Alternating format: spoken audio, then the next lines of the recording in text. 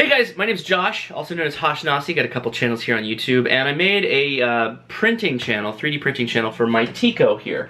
It's such a weird, kind of weird device. It's a little long in the tooth as far as printers go. When we kickstarted it, people who paid in like I did, we paid for this over a year ago, and we're barely seeing it now. And we're going up against things like the Monoprice Mini, which is an amazing 3D printer for $200. But that's $200 today's money. This was last year, the year before that, when we all chipped in. So we paid our money, and now we've got our TIKO, so let's make it work the best we can.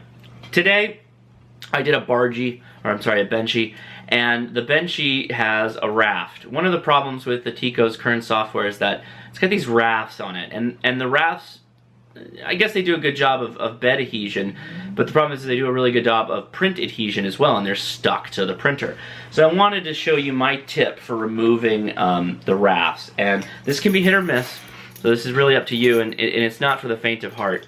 I take this thing called a mini widgie pry bar made by a website called CountyCom, and what I do is I stick it up underneath it, and then I just turn until it starts to crack.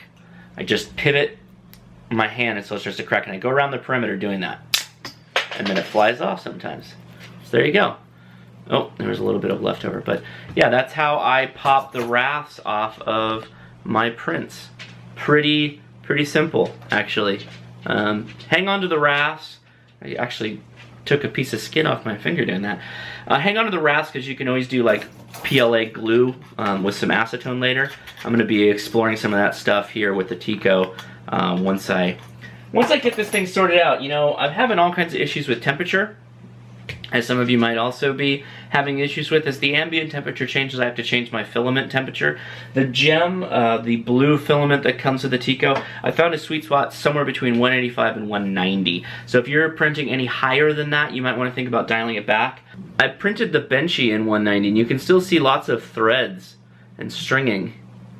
So that means it was probably a little too hot. Very interesting, this device. I'm curious to see how things change as the software matures, and I hope the software matures further. Anyway, guys, if you enjoyed this, give me a thumbs up, comment below, subscribe if you haven't already, and share this around, post it up on the 3D printing sites if you got a TIKO friend of yours who's new to TIKOs. I'll post the link to the PIKO mini widgie bar so you can pick one up. Alright, guys, take it easy. See ya.